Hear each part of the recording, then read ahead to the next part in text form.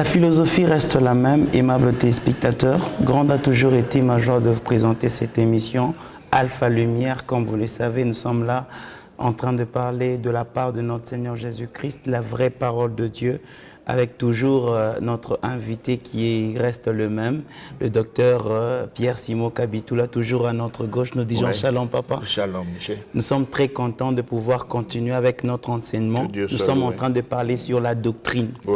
Aujourd'hui, nous voulons encore entamer notre point, mais qu'à cela ne tienne, il y en a certains qui entendent parler de la doctrine, mais ils ne connaissent pas exactement la doctrine, c'est quoi? Parce qu'il y en a ceux qui disent, non, ça c'est la doctrine telle, mais en soi, la doctrine, qu'est-ce la doctrine? Ok, pour commencer, nous pouvons dire que la doctrine, c'est un enseignement. C'est un corpus d'enseignements révélés que l'on doit communiquer. Et c'est pourquoi en grec, on recourt au mot didaskalia, qui vient de didasco, pour pouvoir parler de ce qu'on enseigne et même de l'enseignement lui-même. Donc c'est tout un corps, un corpus de ce qu'on devra communiquer ou transmettre aux auditeurs dans le cadre de l'enseignement biblique. Alors, autrefois, nous avions déjà attaqué avec les points sur ceux qui aiment Jésus-Christ. Ils ne doivent pas contredire ce qui est écrit dans la doctrine. Mais aujourd'hui, docteur, avant que nous ne puissions entamer la matière d'aujourd'hui, il y en a certaines églises qui disent que la doctrine de notre Église, est-ce que la doctrine de Dieu, la doctrine biblique, est-elle scindée ou bien elle est catégorisée à certains? Il y a certains qui acceptent tel enseignement, certains qui refusent tel enseignement. Est-ce que cette nuance-là existe ou bien, je ne sais pas si c'est une bonne façon de faire les choses? Non, non, non. Il n'y a que deux doctrines, deux types de doctrines. Le reste ici, ce sont de doctrines accessoires, subsidiaires ou bien secondaires. Il n'y a que deux grandes doctrines. Et aujourd'hui, avec la grâce de Dieu, on va aborder ces deux grandes doctrines. On va bien le présenter sur la base des Écritures. Alors, chers téléspectateurs, le principe reste le même. Soyez munis de votre cahier, agenda, votre stylo et votre Bible à côté parce que notre Bible est ouverte afin de parler. Tout ce que nous sommes en train de dire vient de la parole de Dieu. Et surtout, n'oubliez pas de réagir à travers le numéro qui affiche au bas de l'écran. Docteur, on peut déjà commencer la matière d'aujourd'hui. Ok, aujourd'hui nous allons, vous me voyez, j'ai ici deux Bibles. Alors, ça veut dire qu'aujourd'hui, on va essayer un peu d'entrer dans le langage qu'on utilise dans la transmission de la parole de Dieu ou dans l'enseignement de la doctrine ou dans la communication de la doctrine. C'est le grand problème qui va nous occuper aujourd'hui parce que nous pensons qu'un vrai serviteur de Dieu respecte le langage de Dieu. Alors, nous commençons avec Ésaïe 55, 8, 9. Aujourd'hui, toi, tu vas lire dans cette version. Ok. Tu vas lire dans cette version-là. Elle est particulière, cette version-là. Elle est tout à fait particulière. C'est la version Osterwald. Ok. Et c'est la version qui respecte les textes du départ. C'est cette version-là. Ok. Et c'est à partir de cette version qu'on va éliminer ou chasser Louis II. Mais nous utilisons Louis II pour pouvoir rejoindre les téléspectateurs parce que c'est la Bible la plus utilisée. Vous avez dit, nous sommes dans Ésaïe 55, 8, 9. 8, 9, je lis la parole au nom de Jésus. Amen. 8, la Bible dit, car mes pensées ne sont pas vos pensées. Voilà. Et vos voix ne sont pas mes voix, dit l'Éternel. Voilà. Car autant les cieux sont élevés au-dessus de la terre, autant mes voix sont élevées au-dessus de vos voix et mes pensées au-dessus de vos pensées. Voilà, donc les pensées et voix de Dieu n'ont rien à voir avec les pensées et voix de l'homme. Il y a une nette séparation entre les deux. Pourquoi? Parce que, comme nous l'avions dit la fois passée, le vrai Dieu a présenté sa nature, il est esprit. Il n'est pas un homme. Il ne ressemble pas à l'homme. Même si l'homme avait été créé à son image et selon sa ressemblance, c'est l'homme qui est allé vers Dieu par rapport à l'image. C'est Dieu qui a donné la ressemblance. Mais ici, en rapport avec les pensées et voix, il y a une nette séparation parce que Dieu est esprit. Docteur, il y avait un petit problème parce que si nous entrons en hébreu, le mot image est traduit par tselem, qui signifie le portrait. Donc, c'est-à-dire, c'est une nette ressemblance. C'est comme qui dirait, vous êtes en train de vous regarder dans le miroir, votre reflet. Donc, le tselem, c'est-à-dire, nous avons même les attributions de Dieu. D'accord. Ben, ce n'est pas votre être. C'est un portrait, mais ce n'est pas votre être. Ok. C'est une photo, ce n'est pas vous-même. Mais la photo, c'est vous. Voilà. Mais la photo ne bougera pas comme vous. Oh. Vous voyez? Oui. Donc c'est un portrait, ce n'est pas l'être. C'est ça le grand problème. Alors, maintenant, Dieu, il a ses pensées, il a ses voix. Et sur la terre, l'homme aussi, bien sûr, qui avait été créé à l'image de Dieu et à sa ressemblance, a ses voix, il a ses voix, il a ses pensées. Maintenant, il faudra qu'entre les deux, entre Dieu et les hommes, qu'il y ait des enseignants, des didaskalos, des nomodidaskalos, qui ne sont pas des hétéro-didascaléos, mais qui sont de vrais enseignants. Nomodidaskalos, ça veut dire des docteurs, des gens qui peuvent facilement aider les auditeurs à écouter et à entrer dans le langage de Dieu. Alors nous les appelons les nomodidaskalos parce que nomos c'est la loi et didaskalos l'enseignement ou le fait de pouvoir transmettre. Hétérodidascaléo, ça veut dire que ce sont des gens qui ne vont pas toucher à ce qu'on appelle doctrines étrangères, mais des gens qui vont rester dans les limites de la parole de Dieu. Donc, ils sont au milieu et ils doivent prendre chez Dieu pour donner aux hommes et aider les hommes à pouvoir entrer dans le langage de Dieu. Parce que les pensées et voix de Dieu n'ont rien à voir avec les pensées et voix des hommes sur la terre. C'est pourquoi, dans 1 Corinthiens 2, Paul parle. 1 Corinthiens chapitre 2. Chers téléspectateurs, je vous signale que je suis dans la Bible, la version Ostelwald, la version qui va chasser complètement Louis Ségon. Oui, c'est la vraie version, la vraie. Si on a toujours cherché la vraie Bible, elle est là. Ostelwald. Oui. Et la version Martin, ça, ce sont de vrais textes. Qui s'approchent de l'original. De vrais textes. Le reste ici, c'est de la piraterie. Alors, dans 1 Corinthiens chapitre 2, nous commençons par le verset 6. Le verset 6, 1 Corinthiens chapitre 2, nous lisons au nom de Jésus. Amen. Or, nous prêchons la sagesse parmi les parfaits. Voilà. Une sagesse non de ce monde, ni des princes de ce monde qui sont impuissants. Voilà. Donc, c'est une sagesse que l'on prêche parmi le parfait. Une sagesse qui n'a rien à voir avec les princes de ce monde. C'est-à-dire en ce temps-là, quand Jésus était encore sur la terre, dans sa chair, dans le corps humain, il avait trouvé en Israël le Romain. C'était le gouverneur romain qui dirigeait. Et Jésus a suivi les règles qui avaient été établies par le Romain. Et il y avait aussi des princes religieux qui travaillaient en ce temps-là dans les églises et qui tenaient la chose de Dieu. Mais ces princes et ce chef religieux étaient influencés par les puissances du mal. De sorte que quand Jésus était en train de parler, ils ne pouvaient pas le comprendre. Ils ne pouvaient pas accepter son enseignement. Sa parole ne passait pas. Pourquoi? Parce que ces princes et chefs religieux étaient sous l'emprise de l'ennemi. Et l'ennemi avait gardé ces gens totalement dans les pensées et voix des hommes. Dans les pensées et voix des hommes. De sorte que quand Jésus est arrivé avec les pensées et voix de Dieu, il y avait bagarre. Personne ne pouvait l'écouter. Verset 7. 7.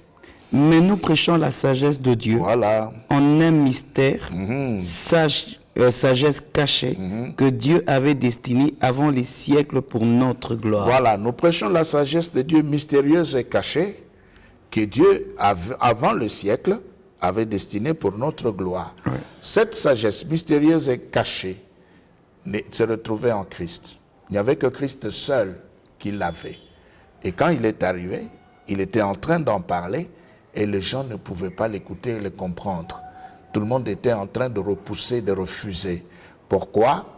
Parce que je reviens sur la terre, les princes et les chefs religieux étaient tous dans les pensées et voies des hommes.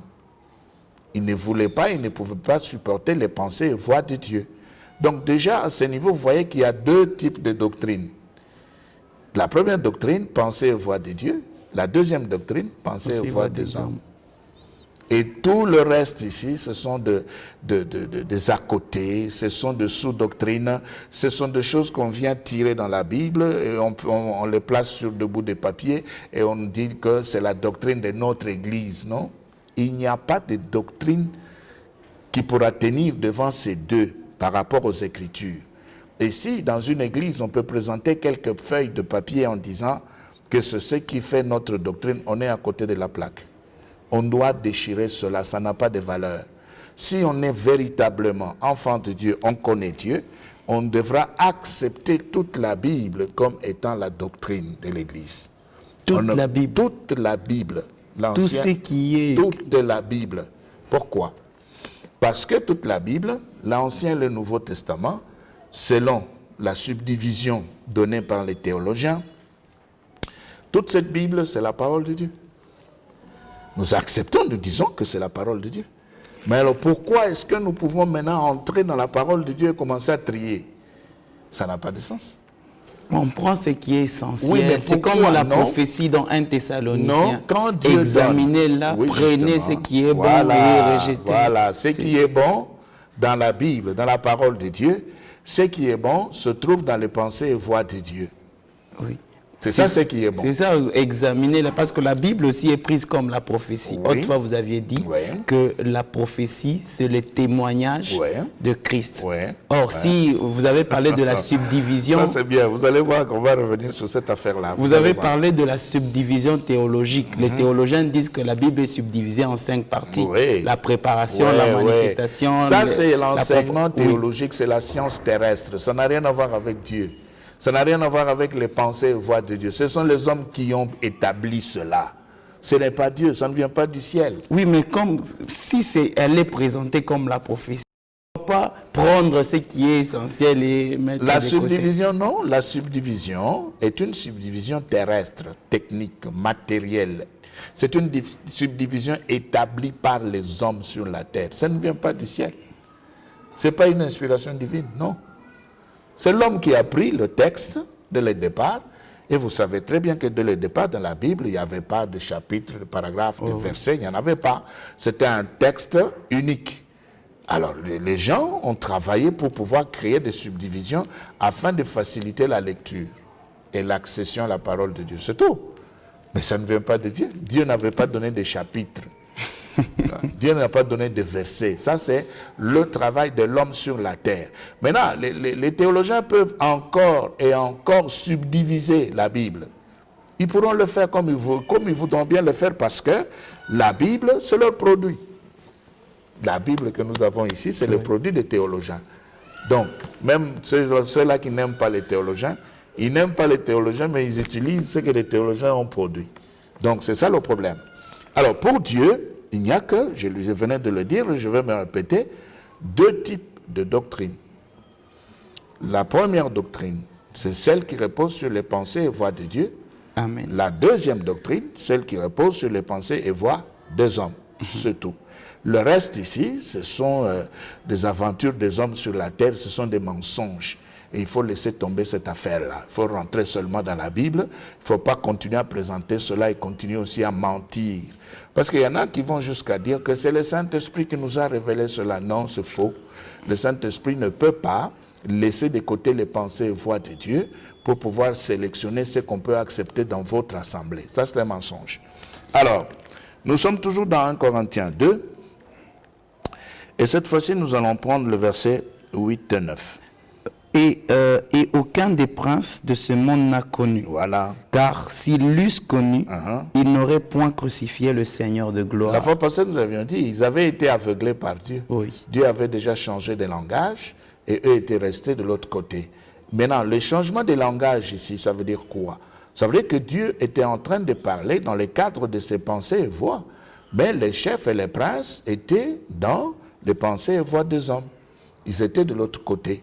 Et ils ne pouvaient pas comprendre ce que Dieu était en train de dire et ce que Dieu était en train de faire et tout ce que Dieu était en train de projeter. 9. Mais, comme il est écrit, ce sont des choses que l'œil n'a point vues, Voilà. que l'oreille n'avait point entendues, et qui n'étaient point montées au cœur de l'homme, que Dieu avait préparé pour eux, pour ceux qui l'aiment. Voilà. Donc ce sont des choses cachées. Choses cachées pourquoi? Choses cachées parce que ça relève des pensées et voix de Dieu. Ça se trouve dans le cœur de Dieu. Et Dieu révèle. Et c'est pourquoi la fois passée, nous avions dit que sans révélation de l'Esprit, on n'est pas au service de Dieu. Amen. Maintenant, ça commence à se clarifier pour tous ceux-là qui doutaient, qui avaient des questions. Ça veut dire que Dieu vient avec ses pensées et ses voix. Maintenant, pour aider l'homme à pouvoir marcher avec lui, Dieu lui donne la révélation par le Christ, par l'Esprit de Dieu. Dieu l'éclaire, Dieu montre le chemin. Et l'homme qui va recevoir la révélation et qui va se mettre dans la révélation, selon, on peut lire ce verset dans Matthieu 11, 25, 26. Matthieu chapitre 11. 25, 26. 25, 26, nous lisons au nom de Jésus. 25. Oui. En ces temps-là, Jésus prenant la parole dit, je te loue au Père, Oui, Seigneur du ciel et de la terre, c'est ça. de ce que tu as caché ces choses aux sages et aux intelligents, Oui. et que tu les as révélées aux enfants. Voilà. 26. 26. Oui, mon Père, Oui. cela est ainsi, Oui. parce que tu l'as trouvé bon. Voilà. Vous voyez, dans Osterwald, c'est vraiment bien donné. Mais Zégon lui dit, oui Père, je te loue de ce que tu l'as voulu ainsi. Donc, si tu n'as pas de révélation, donc tout ce que tu dis, tout ce que tu enseignes, tout ce que tu pourras faire ou faire, mon ami, tout est faux. Tout est faux parce que là, tu n'es pas dans les pensées et voix de Dieu.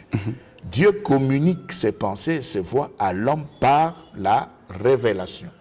Et quand un docteur, un homodidaskalos, reçoit la révélation de l'Esprit de Dieu, eh bien, il se met au boulot. Et ce qu'il va dire va rejoindre les pensées et voix de Dieu. Docteur, quel docteur? Docteur ministre ou docteur théologien? Oui, ici je suis en train d'abord de parler des enseignants. Des docteurs ministres. Voilà, je parle des enseignants de la parole de Dieu, même dans les deux catégories. Ok. Oui, je ne parle pas de docteurs sans thèse. Je ne parle pas de docteurs sans thèse. Je parle ici des enseignants de la parole de Dieu. Ok. Moi, je suis docteur à thèse. J'ai ma thèse et doctorat en théologie. Vous voyez? Oui. Donc, je ne parle pas ici des docteurs sans thèse, de ces hommes-là qui n'ont pas pris le temps de chercher à comprendre les pensées et voix de Dieu avant de se mettre à pouvoir enseigner. Oui. Il y a des gens qui se sont levés comme ça parce que le tribalisme, la corruption, le favoritisme, on est dans l'église, bon, le grand frère est là à la tête, bon, on ne fait rien, on vient de terminer les études, on dit, bon, jeune homme, viens ici, tu deviens ceci, tu deviens cela, et puis on prend la Bible, on commence à faire un petit commentaire. Donc tous ces gens-là n'ont rien à voir avec les pensées et voix de Dieu. Ils ne sont pas dans la doctrine de Dieu. Ils ne connaissent pas la doctrine de Dieu. Ils ne connaissent pas Dieu. Dieu ne peut pas les utiliser. Et ce sont des gens qui se retrouvent facilement dans ce que nous appelons le commerce. Rentrons dans 1 Corinthiens 2. Ils sont dans le commerce parce qu'ils sont dans les assemblées pour les offrandes. Oui, mais... Ils sont dans les assemblées pour les offrandes. Rentrons dans 1 Corinthiens 2. 1 Corinthiens 2. Oui. Peut-être c'est par prophétie qu'ils ont été appelés docteurs. Oui, mais par prophétie. Docteur. Oui, c'est-à-dire, quand on vous appelle par prophétie, vous devez d'abord, comme Paul, rester au pied de Gamaliel. Vous devez avoir votre Gamaliel pour vous initier aux pensées et voix de Dieu. Avant que vous puissiez vous lever pour sortir. Mais ici, ce qui est malheureux, c'est quoi? Dès qu'on a son frère à la tête d'une communauté, c'est fini. On commence par devenir trésorier. Parce que c'est les grands frères, c'est la famille. C'est une histoire qu'on appelle aujourd'hui patrimoine. Alors on se lève là, bon, on devient trésorier pour garder l'argent. Et puis après, bon, on devient pasteur, pasteur assistant, pasteur adjoint. Des choses qu'on ne voit même pas dans les Écritures. les titres que l'on porte aujourd'hui. Bon, ok. Rentrons dans le texte. Maintenant, c'est le verset 10. 10. Oui. Mais Dieu les a révélés par son esprit, car l'esprit sonde toutes choses, Oui. même les profondeurs de Dieu. Même les profondeurs de Dieu. Oui. Voilà. Nous pouvons sauter maintenant pour prendre le verset 13. Le verset 13, nous sommes toujours dans 1 Corinthiens chapitre 2. Oui, 13, la Bible dit, et nous les annonçons, non avec les discours qu'enseigne la sagesse humaine, Non avec les discours qu'enseigne la sagesse humaine. Donc, si vous êtes dans les pensées et voix des hommes, vous n'aurez que la sagesse humaine. Et c'est tout ce que vous allez enseigner. Vous ne pouvez pas vous défaire de la sagesse humaine parce que vous êtes, de l'autre côté, vous êtes dans les pensées et voix des hommes sur la terre. Donc, tout ce que vous allez faire, ce sera des discours terrestres charnels, diaboliques. Et cet enseignement ne pourra pas donner la vie ou faire vivre, ou faire passer un homme de la mort à la vie. Ça ne se fera pas. Docteur, c'est pourquoi il y a affrontement lorsque vous venez avec un autre enseignement que celui que eux ont, qu'enseigne la sagesse humaine. Voilà, donc il y a collision entre les pensées et voix de Dieu qui se retrouvent devant les pensées et voix des hommes. Est-ce que ce n'est pas ce que l'on appelle l'esprit de l'erreur? Oui, c'est l'esprit de l'erreur justement. C'est pourquoi j'ai dit, il y a l'esprit qui est du côté de la vérité et l'esprit qui se trouve du côté de l'erreur. Deux doctrines surtout. Tout ce qu'on vous a raconté là sont des mensonges. On vous dit, oh, ici chez nous, nous sommes dans la doctrine de personnes qui prient pieds nus. Faux. Il faut rentrer dans les pensées et voix de Dieu. Oh, ici chez nous, nous sommes dans la doctrine de personnes qui portent des uniformes bleus avant de prier. Faux. Il faut rentrer dans les pensées et voix de Dieu. Oui, mais docteur, chaque pensée ou chaque vérité doctrinale a sa base dans la parole de Dieu. Par exemple, si nous prenons l'exemple de ceux qui prient sans chaussures, nous entrons directement dans la doctrine de Moïse, dans la doctrine mosaïque, ou avant d'entrer dans la présence... Je suis d'accord, Michel. Oui, mais vous êtes de quel côté? Du côté de Dieu ou du côté des hommes? Ça vient de la Bible. Non, mais c'est ça. C'est-à-dire que les deux se trouvent dans la Bible. Les pensées et voix de Dieu dans la Bible, les pensées et voix des hommes dans la Bible. La compréhension, docteur, je reviens toujours sur ce que vous avez dit. Un ministre est censé prêcher ce qu'il comprend et ce qu'il croit. Alors, maintenant, parce que cette question revient, nous sommes toujours dans 1 Corinthiens. Allons dans 1 Corinthiens 1, vous allez voir. 1 Corinthiens 1, 23-24. 23-24. Commencez même par 22. Tandis que les Juifs demandent des miracles et que les Grecs cherchent la sagesse. Vous voyez, les Juifs ont besoin de miracles. Les Grecs cherchent la sagesse. Oui, 23. Nous prêchons Christ crucifié, scandale pour les Juifs et folie pour les Grecs. Païens. Vous voyez, là, ici, on vous dit pour les païens, là, on vous dit pour les Grecs. Vous voyez, ça veut dire quoi?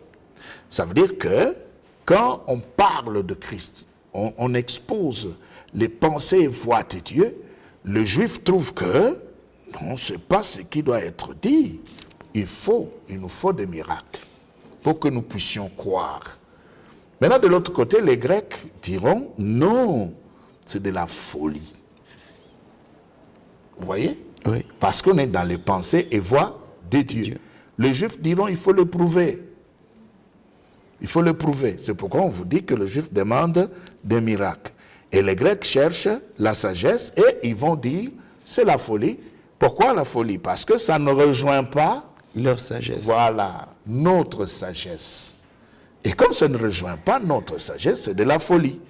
Maintenant, 24, écoutez. 24, mais pour ceux qui sont appelés, tant juifs que grecs, le Christ est la puissance de Dieu et la sagesse de Dieu. Voilà, le Christ est la puissance de Dieu et la sagesse de Dieu. C'est ça, ça veut dire que les pensées et voix de Dieu se retrouvent en Christ. Amen. Et c'est pourquoi Christ est appelé sagesse de Dieu. Maintenant, ce que nous voyons aujourd'hui dans nos églises étonne. Vous allez voir des enseignants qui utilisent Christ pour les choses de la terre, pour les pensées et voix des hommes. Christ est utilisé aujourd'hui comme un objet de fétiche pour pouvoir produire le bonheur sur la terre.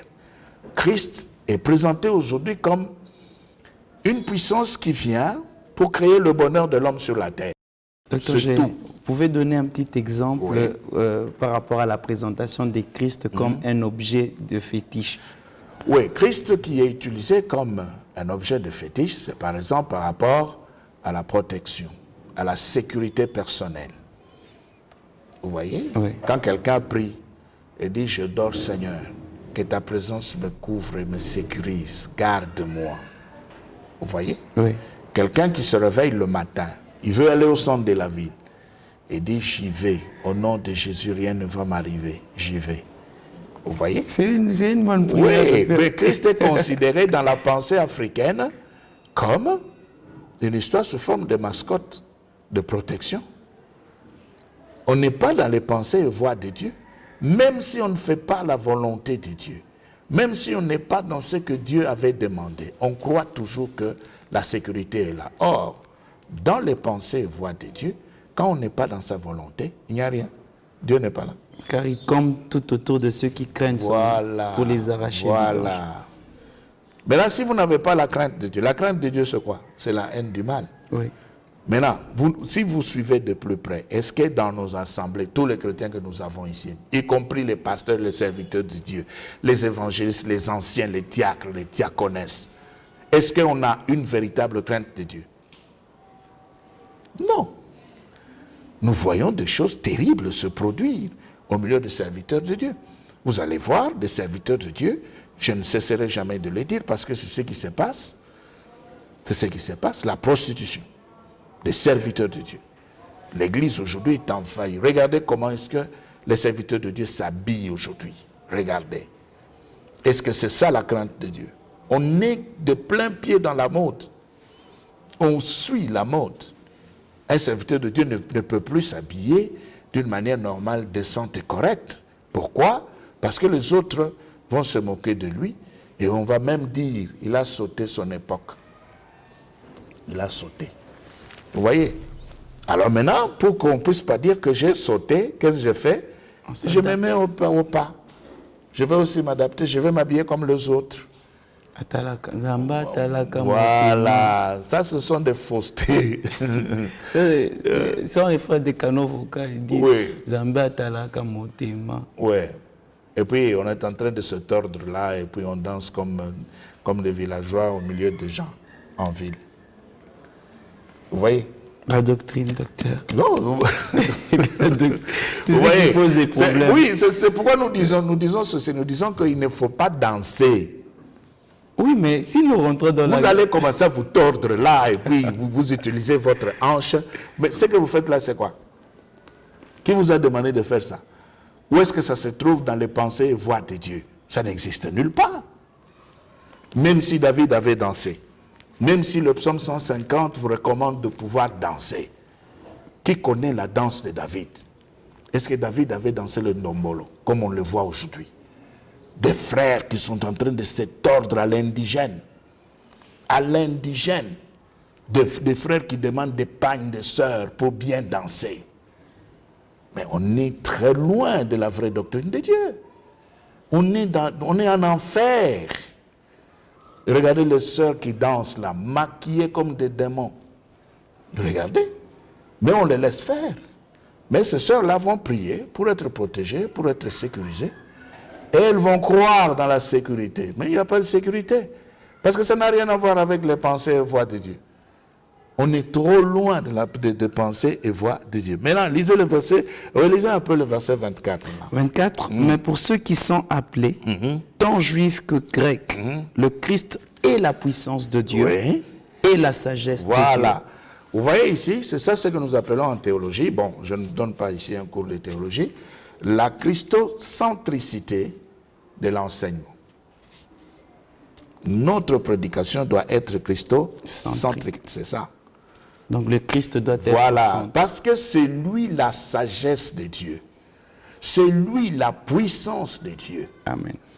Maintenant, il doit être au centre. Maintenant, quand nous disons que c'est Christ qui est la sagesse et la puissance de Dieu, nous voulons dire qu'en Christ se trouvent les pensées et voies de Dieu.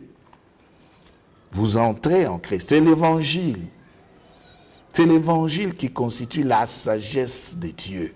C'est l'évangile qui constitue cette sagesse mystérieuse qui était cachée. C'est l'évangile. C'est Christ. Maintenant, quand vous entrez en Christ, vous avez les pensées et voix de Dieu.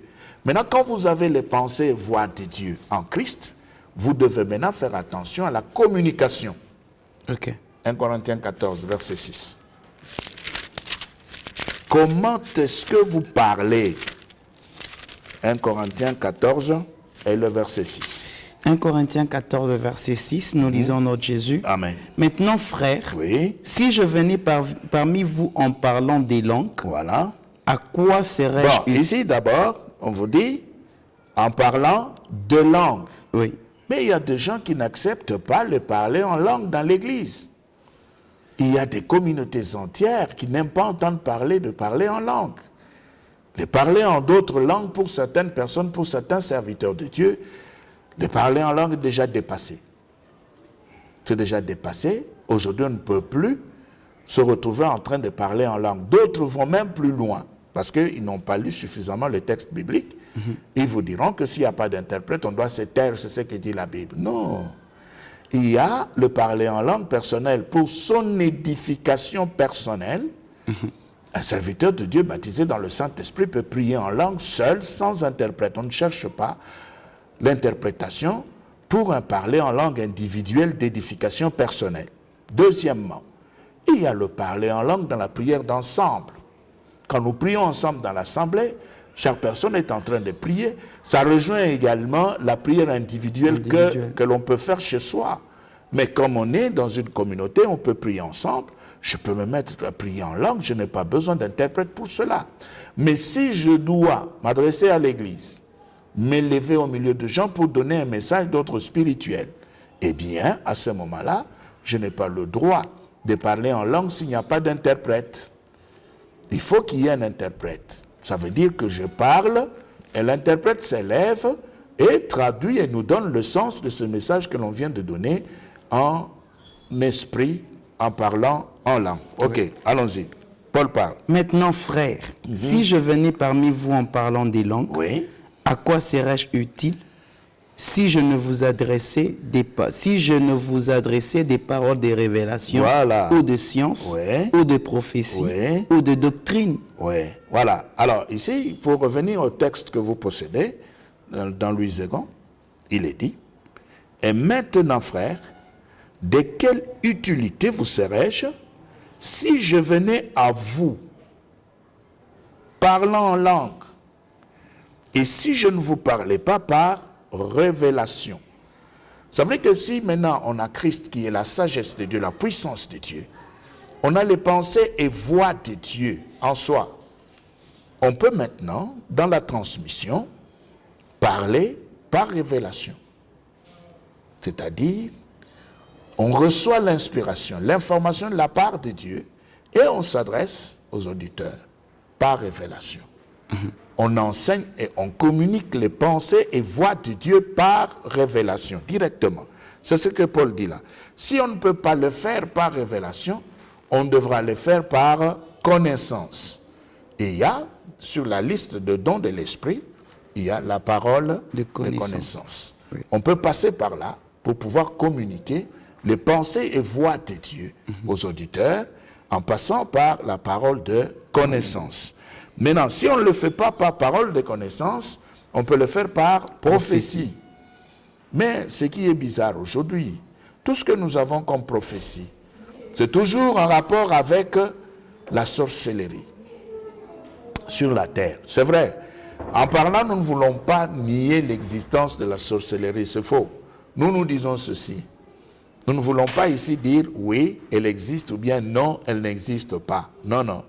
Mais nous avons des phénomènes et des événements dans nos vies qui montrent qu'il y a une main invisible qui produit des mauvaises choses dans nos vies. Qui est la sorcellerie. Voilà, c'est tout ce que nous pouvons dire. Mais maintenant, elle est là quand même.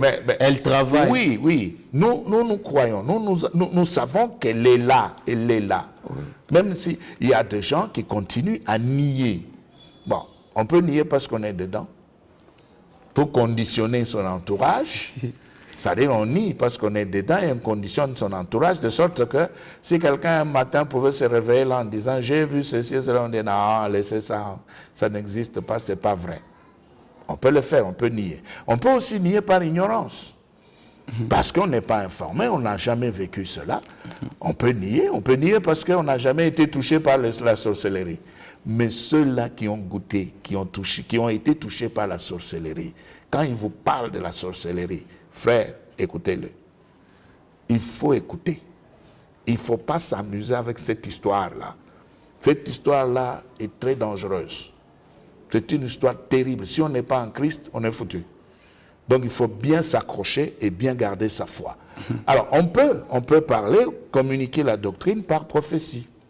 Mais attention, quand nous disons qu'on peut communiquer la doctrine, c'est-à-dire les pensées et voix de Dieu par prophétie, ça ne veut pas dire qu'il faut activer la foi. Ça ne veut pas dire qu'il faut créer ce qu'on appelle l'atmosphère prophétique. Non, ça ce sont des choses charnelles qui n'ont rien à voir avec Dieu. Dieu a donné ses pensées, Dieu a donné ses voix, il y a des prophéties bibliques, il y a des prophéties que Dieu pourra lui-même donner. S'il veut donner une information à son peuple, il le fait. Il n'a pas besoin qu'un individu puisse s'élever pour dire « Bon, maintenant nous allons créer ce qu'on appelle l'atmosphère prophétique pour que maintenant vous puissiez entendre et voir. » Donc ça dépend de vous, ça ne dépend pas de l'Esprit de Dieu. Et le jour que vous ne serez pas là, qui va activer pour nous? Nous deviendrons donc des malheureux parce que vous n'êtes pas là. C'est pourquoi nous disons que Dieu, s'il veut laisser passer ses pensées et ses voix dans les oreilles, dans le cœur des auditeurs, il peut passer par la prophétie. Et la vraie, et la prophétie authentique, qui parle de Dieu, de Christ, parce que Christ est la sagesse même de Dieu. Amen.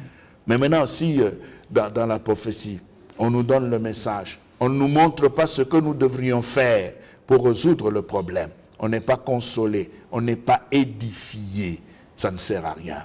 Ça ne sert à rien de pouvoir continuer à écouter un tel prophète. Donc là, nous sommes dans la prophétie, pas la prophétie comme ministère. Oui, les deux, parce que même celui qui utilise les pensées et voix de Dieu, le prophète ministre, le prophète ministre, quand il arrive, il peut aussi travailler avec le don de prophétie. Il peut être utilisé par l'Esprit de Dieu pour pouvoir s'adresser à l'Église, édifier, pour consoler l'Église, pour exhorter l'Église, le triangle prophétique. Alors, le prophète ministre peut aussi faire ça. Ce n'est pas interdit. Mais nous voulons dire ceci. Quand on le fait, on doit donner le message et le chemin à suivre pour résoudre le problème. On ne doit pas seulement s'arrêter à la révélation du problème pour dire, on t'a ensorcelé. Oui, d'accord, on m'a ensorcelé. Alors, que dois-je faire? Mourir? Que je fasse quoi? Que je puisse chanter parce qu'on m'a ensorcelé? Danser? Faire quoi? Voilà, il faudra que le prophète puisse dire, on t'a ensorcelé, maintenant voici le chemin du salut. Voici ce que tu devras faire pour éviter l'ensorcellement, pour sortir de l'envoûtement, de la sorcellerie. Voilà.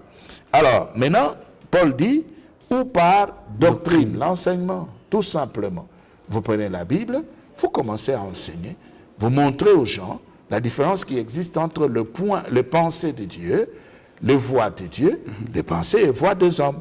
C'est ça l'enseignement, c'est la doctrine. Vous restez dans les limites des Écritures, vous ne sortez pas, parce que vous êtes nomodidaskalos, c'est-à-dire vous êtes enseignant de la loi de Dieu. Vous ne pouvez pas sortir pour inventer, pour pouvoir dire n'importe quoi. Voilà pourquoi nous avons voulu ce soir insister sur les deux doctrines. Pensée et voix des hommes, pensée et voix de Dieu. Et les enseignants se trouvent au milieu. Le vrai serviteur est au milieu. Il va chez Dieu, il prend et il va déposer dans le cœur de ses auditeurs. Et les auditeurs sont sanctifiés et les auditeurs écoutent et les auditeurs obéissent et pratiquent. C'est ça ce qui se passe. Maintenant, tout ce que nous avons comme document dans nos églises, doctrine, non.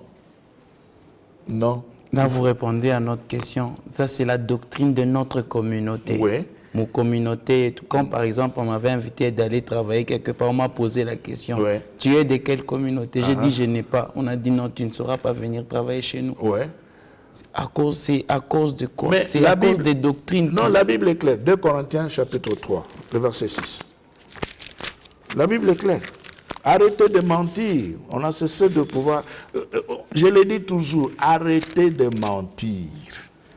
Le mensonge ne paye pas. 2 Corinthiens chapitre 3, le verset 6.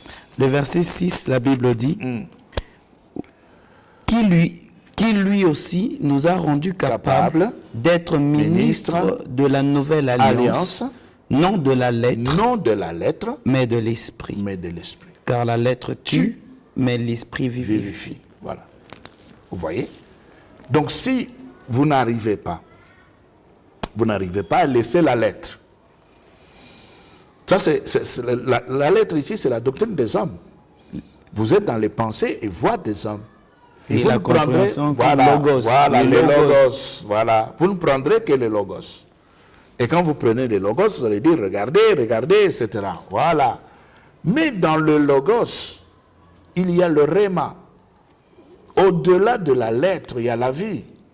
C'est pourquoi Paul dit ceci dans 1 Corinthiens 15, 45. 1 Corinthiens 15, 45. Suivant qu'il est écrit, le premier homme, Adam, a été fait une âme vivante. Mais le dernier Adam est un esprit vivifiant. Le dernier Adam est un esprit vivifiant. Maintenant, si nous prenons le premier Adam, on dit le premier homme, Adam, devint une âme vivante. Et cette âme vivante avait reçu une épouse, Ève, dans le jardin. Maintenant, le dernier Adam, qui est Christ, qui est l'esprit vivifiant, a aussi son épouse, l'Église. Mais alors, la vraie, tenue par de vrais serviteurs, tenue par de vrais enseignants qui connaissent l'existence de ces deux doctrines, tenue par des serviteurs qui peuvent facilement placer les gens dans les pensées et voix de Dieu. C'est ça l'épouse de Christ. Parce qu'on ne peut pas avoir la tête d'une chèvre et le corps d'un lion. C'est ce qui se passe aujourd'hui dans les églises. Vous avez la tête, Christ qui est la tête de l'église, mais le corps qui est considéré ou qui devra être considéré comme étant son corps, c'est un autre corps. Christ qui est la tête est un esprit vivifiant. C'est-à-dire la sagesse de Dieu, la puissance de Dieu, c'est-à-dire les pensées et voix de Dieu. Maintenant, il faudra que le membre de son corps puisse avoir sa nature. Vous ne pouvez pas avoir la tête qui a une autre nature, avec un corps déformé complètement et qui présente un autre corps. Eh bien là, vous vous retrouvez devant un monstre. C'est pourquoi nous disons qu'un vrai serviteur connaît les pensées et voix de Dieu et se place entre les hommes et Dieu. Il se place entre, donc il est intermédiaire. Oui, il se place entre les hommes et Dieu pour prendre chez Dieu et donner aux hommes. Ok. Voilà. Donc, vous avez dit que, bon, c'était même ma question parce que pendant que vous étiez en train de dire qu'il doit se placer entre les deux doctrines. Oui. C'est-à-dire, il doit prendre... Moi, je pensais peut-être qu'il doit puiser et de ses côtés et de ses côtés. Non, il prend chez Dieu et il donne aux hommes.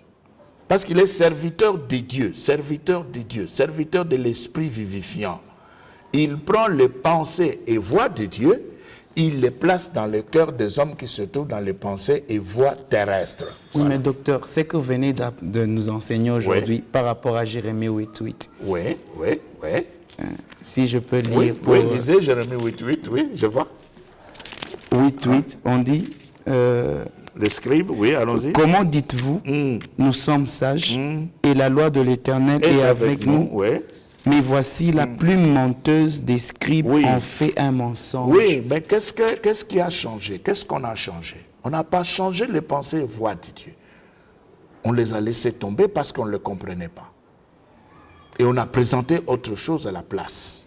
Parce qu'on ne les comprenait pas. Parce qu'on ne les comprenait pas. Oui. Mais maintenant, quand on demeure dans cette position-là, Oui. on a besoin de transmettre, mais on ne comprend pas. Oui. Est-ce qu'il faudrait s'asseoir et laisser? Laissez ceux-là qui comprennent et qui connaissent et qui maîtrisent les pensées et voix de Dieu s'occuper des brebis ou des âmes sur la terre.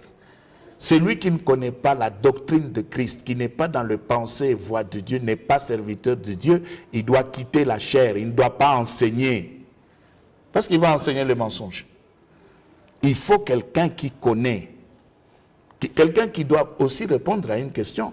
Pourquoi est-ce qu'on ne peut pas parler des testaments, on parle d'alliance? Pourquoi? Dans l'Ancien ou le... Oui, oui. C'est-à-dire, pourquoi on dit l'ancienne alliance et le Nouveau Testament? Pourquoi? Maintenant, il faut que l'enseignant puisse être capable de répondre à cette question-là. Il ne doit pas seulement s'élever, alléluia, recevez, non? Parfois, on distribue les demandes dans les églises et les gens ne font que recevoir. Recevez quoi? Qu'est-ce que je veux recevoir? Mais docteur, le testament, on attribue ça, on dit que c'est le Saint-Esprit qui a été le testateur de l'Ancien Testament. Non, dans Hébreux 9, tu peux lire, Hébreux 9, 16. La Bible, oui. La Bible, bon, on est à la fin. On a épuisé, je crois. Aimable téléspectateur, juste une dernière intervention. Ouais. 9, 16. 9, 16. Hébreux chapitre 9, le verset 16. Ouais. La Bible dit, car où il y a un testament, il est nécessaire que la mort du testateur soit constatée. Bon, l'Ancien Testament avait été écrit par qui? Justement, c'est pourquoi on dit que c'est le Saint-Esprit, parce qu'on le prend lui comme auteur. Très bien. Comme auteur, c'est lui qui a inspiré. Très bien. Maintenant, pour que ça soit appelé ou considéré comme un testament, il faudra que les testateurs puissent mourir et sa mort constatée. Oui. Mais quand est-ce que le Saint-Esprit était mort? C'est ça le problème, c'est que ceux qui disent que c'est l'Ancien Testament, c'est là où se posent les problèmes. C'est pourquoi nous disons, arrêtez de mentir. Arrêtez de mentir. Il faut appeler cela l'Ancienne Alliance. Et le Nouveau Testament, voilà. parce que le testateur, c'est Christ. Voilà. Il est mort et Voilà, ressuscité. mais il est encore souhaitable de parler de la Nouvelle Alliance. Parce que même si Christ est passé par la tombe, il vit. Il vit éternellement. Amen. Vous voyez? Alors, c'est pourquoi nous parlons de l'ancienne et la nouvelle alliance. Bon, je ne voulais pas entrer dans cette histoire-là aujourd'hui. C'est doctrinal, docteur. Oui, justement, doctrinal. justement, je ne voulais pas entrer dedans, mais j'insiste. Il n'y a que 2 doctrines, c'est tout. 2. Et le reste ici sont des tralala, des aventures. La doctrine de la vérité christique et la doctrine de l'erreur, aimable téléspectateur. Si vous vous sentez choqué par ces enseignements, posez-vous la question si vous êtes dans la vraie doctrine. Oui. Parce qu'en réalité, les scribes, les pharisiens, quand Christ était en train de parler, ils avaient rencontré une opposition par rapport à leur façon de penser et de considérer les choses. C'est ce qui a fait casser qu'à chaque instant que Jésus parlait, il cherchait toujours à les lapider. Cherchez-vous à lapider le docteur Pierre-Simon Kabitoula? Posez-vous la question si vous êtes dans la vraie doctrine. Car si vous êtes dans le vrai, vous allez le conforter. Aimable téléspectateur, le numéro est affiché au bas de l'écran.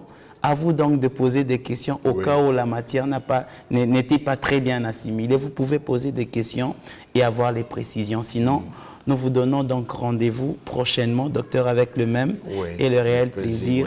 Prenez bien soin de vous. Shalom chez vous.